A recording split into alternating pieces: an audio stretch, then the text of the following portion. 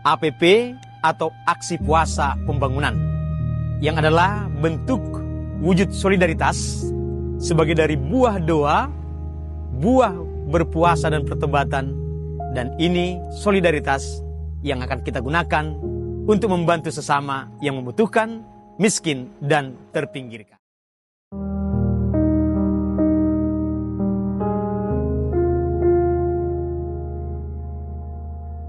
Salve, berjumpa lagi dengan saya, Pastor Sanefran Sinaga, dalam katekese singkat.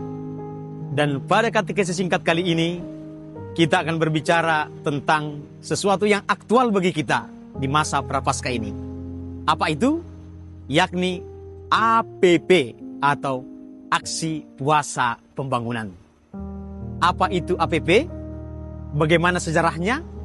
Apa tujuannya? Dan apa pesan-pesan yang bisa kita petik dari APP ini? Mari kita dengarkan bersama. Apa itu APP atau Aksi Puasa Pembangunan? Tentu ini dua nama yang digabungkan, yakni puasa dan pembangunan. Seiring dengan nama itu juga menunjukkan pengertiannya, bahwa ini gabungan dari berpuasa dan juga ada dampaknya, yakni pembangunan untuk membantu saudara-saudari yang membutuhkan, pembangunan ekonominya, pembangunan rohaninya. Kalau kita telisik sejarahnya, kapan dimulai APP ini berawal sekitar tahun 1970 sampai ke 1980-an. Ini terinspirasi dari hasil Konsili Vatikan kedua yang mengajak gereja agar gereja sungguh-sungguh bertanggung jawab juga mencari dana untuk perkembangan gereja dan juga untuk membantu sesama yang membutuhkan, yang lemah dan terpinggirkan secara ekonomi. Maka dari situ, Konferensi Wali Gereja Indonesia membuat satu kebijakan dengan mengadakan APP di Indonesia, Aksi Puasa Pembangunan, mengumpulkan hasil ataupun tobat dan juga puasa yang disisihkan itu, dikumpulkan dananya sebagai aksi puasa pembangunan. Artinya puasa itu ada aksinya dan ada dampaknya, yakni kumpulan uang-uang itu untuk membantu saudara-saudari yang membutuhkan.